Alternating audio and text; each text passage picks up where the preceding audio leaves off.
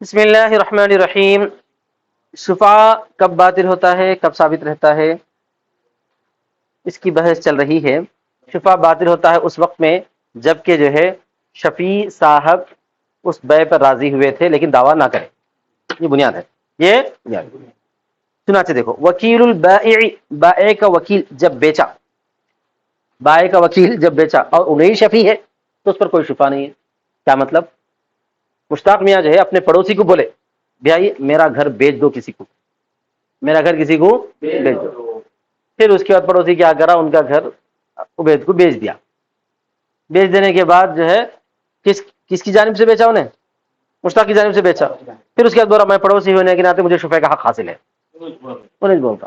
سمجھ میں آ گیا نا؟ وکیل بائع خود، وکیل بائع خود جس نے بیچا ہے، جس نے بیچا ہے وہی خود شفیع کا دعویٰ کر رہا ہے تو اس کو شفیع کا حق حاصل نہیں ہے۔ کیوں نہیں ہے؟ وجہ اس کی یہی ہے کہ انہیں اس بیع پہ راضی تھا، انہیں اس بیع پر راضی تھا۔ اگر اس کو شفا ہونا تھا تو انہیں بولا دوسروں کیوں بیچتے، میں لیتا ہوں، پہلے ہی بدلانا تھا نا۔ اور بائع کا وکیل جب بیچا اور وہی شفیع ہے تو اس کے لیے شفا نہیں ہے۔ اس کے برخلاف وہ وکیل المشتری اذا ابتاع فلہ الشفا، اور مشتری کا وکیل جب کہ خریدا تو اس کے لیے شفا ہے۔ اب اس کا الٹا سمجھو، اس کا الٹا، یعنی یہ کہ انہیں گھر بیچ رہا تھا، کوئی آدمی جو ہے گھر خریدنا چاہ رہا، انہیں جو ہے کس کو بولا میرے کو گھر خرید کے دو بول کے، پڑوسی کچھ بولا، کس کو بولا؟ پڑوسی کو ہی بولا۔ پڑوسی کیا کرا؟ اچھی بات ہے، ٹھیک ہے بول کے کیا کرا؟ گھر ان سے خریدا۔ سمجھ میں آ گیا نا؟ اس کا وکیل ہے نا، مشتری کا وکیل ہے فی الحال، تو مشتری کا وکیل خریدتے ہی مشتری کے لیے گھر خریدا، خرید کے خود ہی دعویٰ کر سکتا ہے۔ اب سمجھ میں آیا نا؟ ہاں، کیونکہ بائع سے رضامندی اس کو نہیں تھی۔ سمجھ میں آ گیا؟ ہاں، مشتری کا وکیل جو ہے خرید کر شفیع کا دعویٰ بالکل کر سکتا ہے۔ اذا ابتاع، جب کہ خریدا، اس کے لیے شفا ہے۔ اور اصل کیا ہے اس میں؟ من باع او بیع لہو فلا لا شفاۃ لہ، جو آدمی بیچا یا جس کے لیے بیچا گیا اس کے لیے شفا نہیں ہے۔ جو بیچا اس کے لیے شفا نہیں ہے، جس کے لیے بیچا گیا بولے تو مالک کے لیے بیچا جاتا، اس کو بھی شفا نہیں رہتا۔ جس نے بیچا، دوسرا آدمی بیچا، اس کے لیے بھی شفا نہیں ہے۔ ومن اشترا، اور جس نے خریدا یا خریدا گیا اس کے لیے تو شفا ہے۔ جس نے خریدا کے لیے خریدا گیا اس کے لیے شفا ہے۔ لأن الاول باخذ المشفوع يسعى في نقض ما تم، اس لیے کہ پہلے والا، اول مانے پہلے والا، باخذ الشفاعتی، بائع کا وکیل، پہلے والا بولے تو بائع کا وکیل مشفوعہ کو لینے سے دوڑے گا اس کے توڑنے میں جو پورا ہوا ہے اسی کی جہت سے، جو پورا ہوا ہے اسی کی جہت سے۔ بیع کون کرا؟ بیع کون کرا؟ خود ہی بیچ کے بیع کرایا، پھر اسی کی ہوئی بیع کو پھر توڑ رہا، اسی کی ہوئی بیع کو پھر شفیع کا دعویٰ کر کے توڑ رہا ہے۔ آیا سمجھ میں؟ اس لیے کہ اول مشفوعہ کو لینے سے دوڑے گا اس کے توڑنے میں جو پوری ہوئی ہے اسی کی جہت سے، اور وہ کیا ہے؟ بیع ہے۔ والمشتری لا ينقض شراءه بالاخذ بالشفاعة، اور مشتری نہیں توڑے گا اپنی خریدی کو شفاع سے لینے سے۔ مشتری کیا کرا؟ خریدا، خرید کے کس کو دینے کا ہے؟ کسی اور آدمی کو دینے کا ہے، خرید کے اس سے بیع تو پوری ہو گئی، اس سے بیع تو کس سے؟ بائع سے بیع پوری ہو گئی، اور وہ دوسرا آدمی مالک بنا تھا، بولو، پھر اس دوسرے آدمی سے انہیں اور ایک بیع کے طور پہ لیتا ہے۔ تو یہاں پر جس چیز کو پورا کرا اس کو توڑنا لازم نہیں آ رہا۔ بائع اگر خود شفیع ہوتا تو انہیں پورا کرا تھا، پھر انہیں بیع کو توڑ رہا ہے، لازم آتا ہے۔ بولو، شفیع کا دعویٰ کرے تو انہیں بیع کرا، انہیں توڑ رہا۔ اگر مشتری اگر شفیع کا دعویٰ کرا تو بیع تو پوری ہو گئی، کس سے پوری ہو گئی؟ بائع سے مشتری کے درمیان، جو کہ وکیل مشتری ہے انہیں، پھر پوری ہونے کے بعد مشتری کے حوالے ہو گیا وہ، پھر اس کے بعد اس سے خریدی کا دعویٰ کر سکتا ہے، اس سے خریدی کا، یعنی کسی چیز کو توڑنا لازم نہیں آیا، مشتری کا وکیل قبضے کا دعویٰ کر سکتا ہے، شفیع کا دعویٰ۔ ٹھیک ہے نا بھائی؟ لأنہ مثل الشراء، یہ خریدنے کے برابر ہے، اس لیے کہ یہ بھی کیا ہے؟ تو دو بیع ہوتی یہاں پہ، پہلی بیع تو ہو گئی بائع کے اور وکیل مشتری کے درمیان، پھر دوسری بے ہوئی ہے مشتری کے اور وکیل مشتری کے درمیان. دوسری بے کون سی ہوئی ہے؟ مشتری اور اس کا وکیل یعنی شفیع کے درمیان. وَكَذَلِكَ لَوْ ضَمِنَ الدَّرْكَ عَنِ الْبَائِعِ. اور ایک مسئلہ، اسی طرح انہیں بائع کے درک کا ضامن بنا. درک مانے بائع کچھ نہیں دیا تو جو ہے پڑوسی بولا میں ذمہ دار ہوں، میں دلاتا ہوں.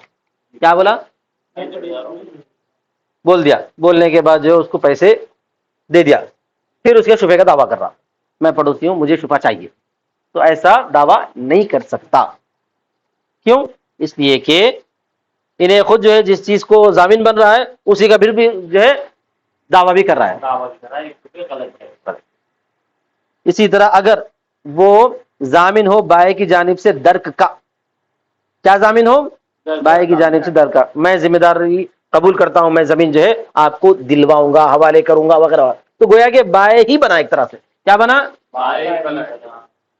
وہ شفیع، اور وہی شفیع ہے تو اس کے لیے بھی شفا نہیں. بائع کا درک، بائع کی جانب سے درک کا مطلب یہ ہے کہ بائع نے اگر کچھ دینے میں کمی بیشی کری، کچھ چھوڑا کرا زمین کا کچھ حصہ، تو خود ضمانت لے کے پورے کا پورا اس کی جانب سے کیا کر رہا ہے؟